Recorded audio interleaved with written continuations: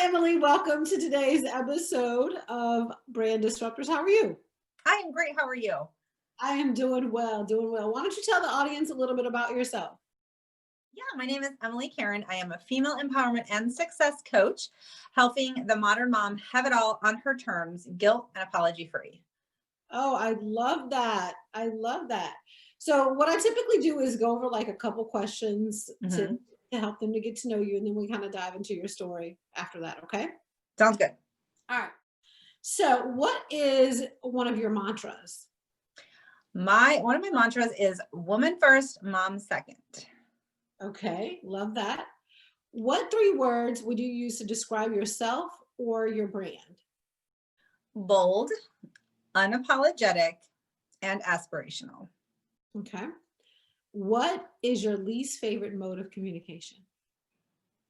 This is a tough one because I love to communicate, and I think it just depends on what the circumstances are. But if I had to choose one, I would probably say the telephone. The telephone? Okay, tell me a little bit more. I'm Well, curious. I love talking to people in person. That's my favorite. I also really love texting. I think it's a great way to just get in and get out quickly and not waste time. And I just really haven't been into the phone since I was probably in junior high, right? So there's just so many better ways, I think, these days. So it would probably be my least favorite. Okay. And then what outfit makes you feel like a total badass? My favorite outfit ever is just a pair of perfectly fitting blue jeans and like a cute tank top. That's it. That's it. I'm a busy mom, and I think you can still look sexy and fierce, but it's also practical, and you can dress it up, you can dress it down, you can wear flip-flops. I always just feel like me when I'm rocking that. Yeah. So what would you not wear? We would not get you in?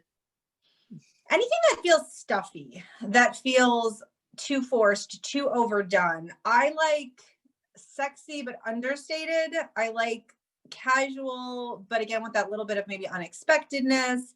So anything that felt too put together, too matchy matchy, too predictable is not for me. I see. I see. All right. And then what are the brand colors that you have for your business and why did you choose them?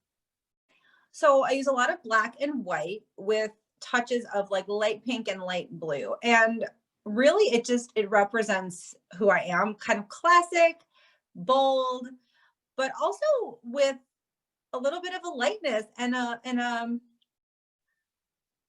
earthy kind of airy feel to it. I love just like nature, and the blues are just so calming to me. But pink's got that little bit of a feminine flair. So those just really feel like who I am. Yeah. And I think a lot of people just kind of like pick colors because they think that they have to attract a certain person instead of just Mm, picking colors that actually feel like them, right? yeah. Yeah, totally. Yeah.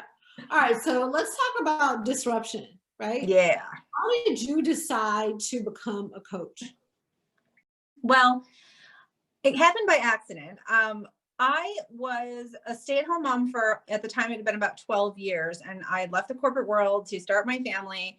And I thought motherhood alone would be enough. I thought I just wanted to be a mom and live happily ever after. And turns out motherhood was nothing like I expected. And I wanted more than motherhood. I wanted to be more than a mom. And so I went on my own journey of guilt and what do I want and who am I if this isn't enough. I have it all and I want more. Is that okay? Am I a monster? And I went on my own journey of this for quite a few years and found my way out the other side and decided that I really wanted to share what I had learned with other women who were like me. And just so I thought I would just start a blog. That's where I started. It was going to be a hobby. It was going to be something I did in the pockets of my time because then my kids were all still had little kids home and didn't have a lot of time. And I started blogging, but quickly got really hungry for more, wanted to have more impact, wanted to have more connection, and really wanted to work with women in a more direct way to help them let go of all the rules about who they think they should be and what makes a good woman and what makes a good wife, and to help them give themselves permission to do what they want on their terms and go for their best life, whatever that is. And most women don't even know, especially moms. And so I just really wanted to help them go further faster. And coaching just became the next step in that process so I could really make a difference in women's lives. So are you being the person to this woman that you wish you had when you were through Yes. your struggles? Yeah. So tell Yes. me a little bit about that. Like when you're a mom or like when you have kids and you know you have this beautiful life and then you wake up one day and you're like, wait a minute, this is not what I thought it was gonna be. And I want more. Like, how did you give yourself permission? Who gave you permission Well, to give yourself permission? yeah. Well, I always said I took a long way, so you don't have to. It took a lot of time, because it starts as a whisper. It starts as as all things do, right? This inside voice that was like, this isn't what I expected. This isn't enough. Something is missing. And for a long time, I ignored it and just thought that things were hard because I wasn't doing it right, or because I wasn't good enough, or because something was wrong with me. And so I spent a lot of time trying to be better and be a better mom and do this and do that and work harder and give more and be more selfless and do all the things that we are told will make us happy, because we're told and we're taught that if we follow these rules and we do the things we're supposed to do, we're going to get our happily ever after. But what I wanted to know was what comes after the happily ever after. I had it all, and yet I didn't feel fulfilled. I didn't have that. And so what I began doing, what really helped me, was I started picking up, I call it little bits of life rafts from other places that started giving me that crack of light. We don't need necessarily a big aha or a giant moment of realization. Sometimes we just need a crack for the light to get in. And I started seeing, I had a crack, and the light came in through writers and bloggers and other women who were telling me that it was hard, not because I was doing it wrong, but because it was hard, and that it was okay to not love all of it. And it was okay to want more. And I remember Elizabeth Gilbert said, and it just broke me to tears, was she said, I'm tired of being good. Now I want to be free. Mm. And that resonated with me so much, because I was just the good wife and the good woman and the good girl my whole life, and realized that it wasn't even motherhood perhaps that had stolen my identity, but I possibly never knew who I really was, and wanting the freedom to explore that and to figure that out. And so all of these people along the way that I kind of built my life raft to help me give myself that permission to really start that journey of self-discovery and self-awareness. And I wanted to pay that forward. How did your husband, like, how did he react to this whole transformation that you were about to embark on, right? 'Cause Mm-hmm. give him that notion that you were dissatisfied. And then like what is he like, where is he now with this? Yeah. So my husband's awesome. So that's been super helpful. And really he always said from day one, I just want you to be happy, right? And the arrangement that we had was that I would be the stay-at-home mom and do all the things mom life, because that's what I wanted. And that was, but at any point when I kind of started, I don't know this, or clearly I was crabby and storming around being the martyr mom, and showing up as the worst of myself. Ironically, when we think we're doing it all right and perfect, we usually end up being anything but the mom we want to be, because we're so not getting our own needs met. And he would say, well, do you want to go back to work? And I was like, no, I don't want to go back to work. And so he went tried, but the hardest part was that I didn't know what I wanted. And so he couldn't support me until I was clear on that. And it really took me a long time to figure that out. And so he was very supportive, but also kind of like, you got to tell me what you need, girl. And once I had that clarity, he was 1,000% there. He's in IT. So when I was like, I want to start a blog, he was right there helping me set it up and helping me learn web development skills, and, supporting me and guiding me. And when it came time to invest in a really expensive coaching program for me to learn how to coach and get my business going, we talked about it. He was supportive. When I traveled for that program and he had to step up and be Mr. Mom in a way he never had, he did that. So he's been amazing. And, even now I kind of joke, I'm like, well, how are you going to feel if I start making more money than you? And if I go bigger than you? And he's like, go for it. He's like, yes, please. So he's amazing. He's been amazing. But ultimately, it was always up to me. And I think that's such a mistake so many women make, is, not only asking permission, but also looking to the world to tell us who to be and what to do. And we are never going to get that outside of ourselves. So we've got to figure it out for ourselves. Yeah, but I imagine you've had clients whose husbands are like, what do you think you're doing? Yeah. And no, I'm not going to support this, because there's a level of control that they have to give up, Mm-hmm. right? So Yep. how do you help them around that? Well, that is very common. And in fact, I wrote a blog post a few months ago called Dear Husbands, because I really wanted to be like, listen up, men, you need to hear this. Because most husbands I find love their wives and they want to support their wives, but they think they have to support them by protecting them. They think they have to support them by showing, like, keeping them from making a mistake, from failing, from, heaven forbid, wasting money. And so many well-intended husbands really hold their wives back because they think it's their job. And my advice to husbands is, it's not your job to keep her caged. Your job is to show her that she can fail 1,000 times and you'll be there 1,001 to pick her back up. And you believe in her when you let her chase her dreams, encourage her, and don't try to stifle her. And so many husbands struggle with this, and so many women don't know how to, navigate that. And what I always advise them to do is, you have to decide who you are, and you have to decide what you're available for, and you have to raise your standards. And when you do that, then you invite him to join you where you are, or you have a conversation about what you're, willing and not willing to take. And that can be really challenging. But what I teach and live is truth above all else, right? So if we honor ourselves and we state our truth, that this is what I need, this is what I want, this is who I am, it might not always go over well, but it is the truth, and it is the most important thing. Well, what about those women who are like struggling with finding out the truth for themselves? Because I found, like, when I'm working with my clients, they don't even know who they are yet. Right. Right. So how do you help them uncover that piece? Yeah. Well, we do a lot of work on figuring that out, a lot of work on getting in. And there's the best way that I have found to teach it is to treat it like a relationship, right? So we have this core of who we are, and we can best see it in children. I see it in my 6-year-old daughter, right?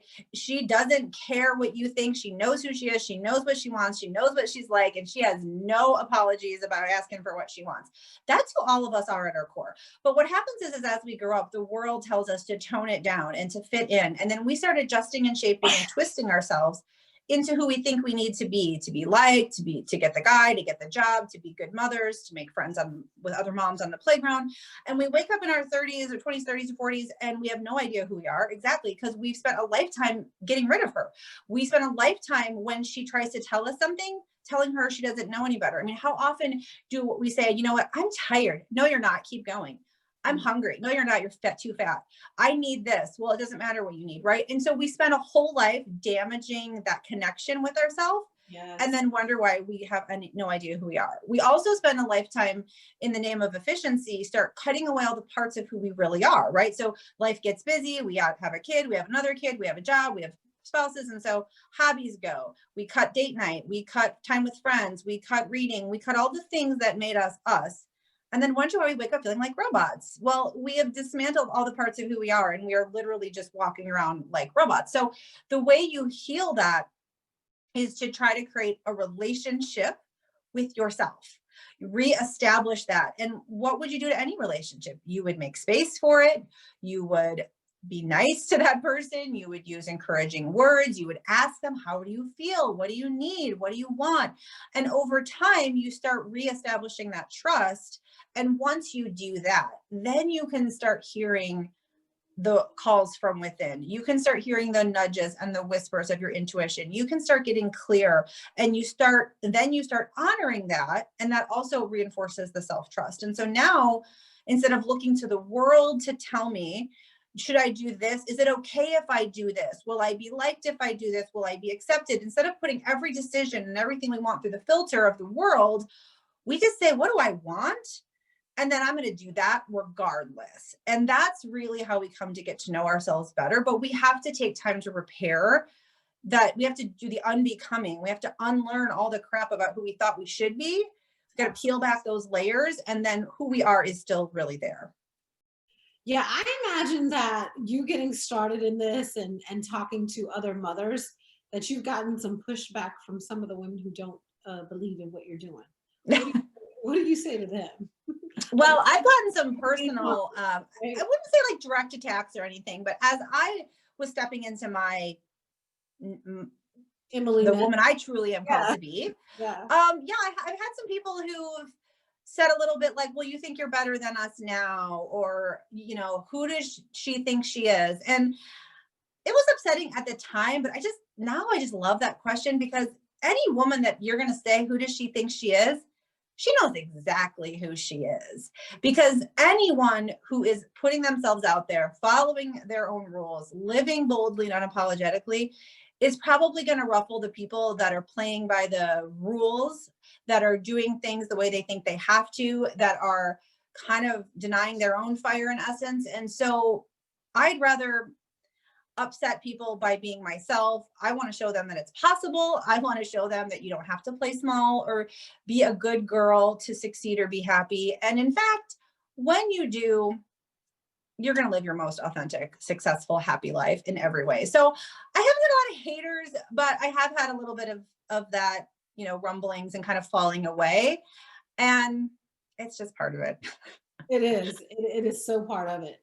And I'm wondering, like, what would you say to the mom who is struggling to find her identity, right? Like, what makes you different from any other mom or Mhm. mommy coach? What makes you different? From any other mommy coach? Well, I think there's a lot of coaches and people out there, whether it's mommy coaches or confidence coaches or success coaches or they really want to teach you a blueprint, a proven process, a 6-step strategy. And I don't do that, because I don't know what's best for you. And I make it really clear that my job is to empower you to change your life. My job is to empower you to hear your own voice and Mhm. to start feeling into your own power. I want women everywhere to know that they don't need anyone to tell them what to do. They just need to trust themselves more.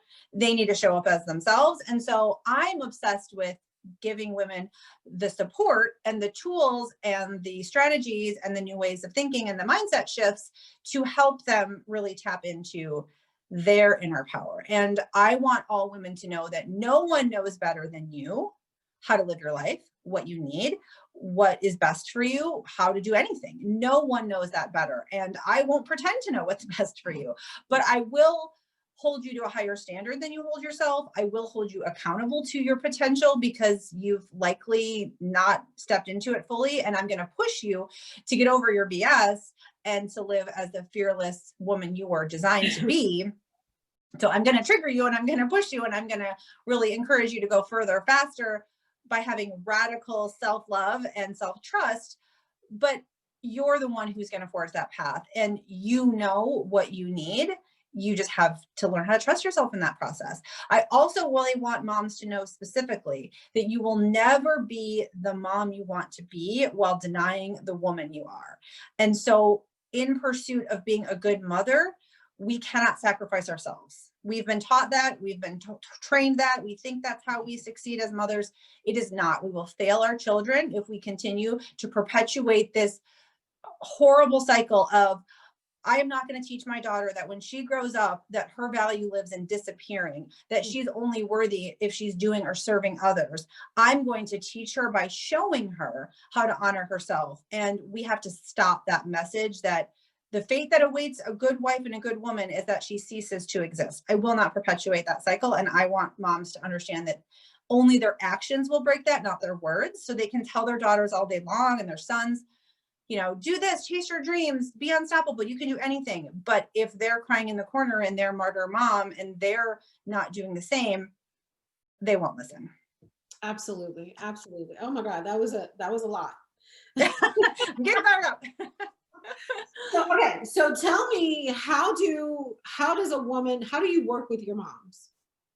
So I do I used to do only private coaching. Now I do a little bit of private coaching, but primarily I have my Badass Boss Mom Academy, which is a group coaching program that opens about every quarter, that really helps moms step out of uncertainty and into badass, so they can show up like a boss of their life, so they can own it, so they can own who they are, what they want, go for it without apology.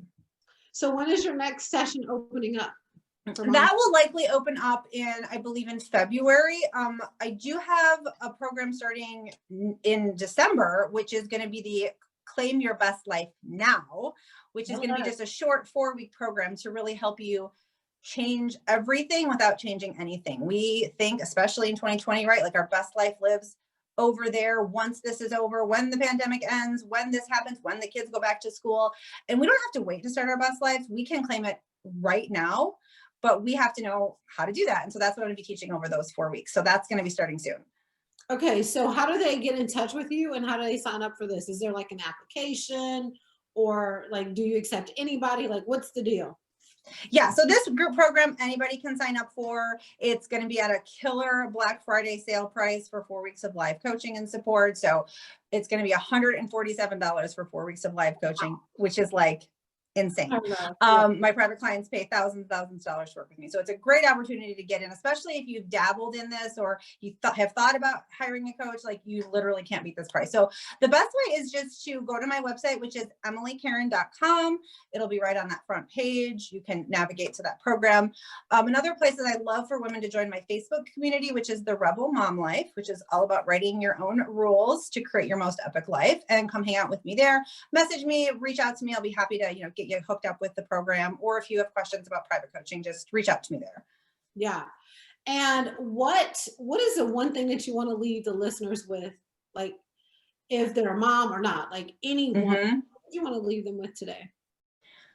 I really want them to know that they get to write their own rules, which I know you can get behind, right? Like that we will never create our best lives by playing by someone else's rules. We have to decide who we are, what we want, what lights us up, what unique gifts and skills we have to share with the world. And then it's our job to make it happen. And so I'm not available to wait around for my best life, and you shouldn't be either. So decide what you want and write the rules, write your own ending, write your happily ever after, right? This is your story, make it a good one. And it's up to you to make that happen. But you've got to have the courage to step up and do it and really do it. Awesome. Love it. Love it. Love it. Love it. Thank you so much for coming today. No problem. It was so fun. Yeah, always, always, always. All right, guys. So you can go and listen to Emilie. Everything that she talked about is going to be in the show notes. And I want to thank you guys for showing up today for Brand Disruptors.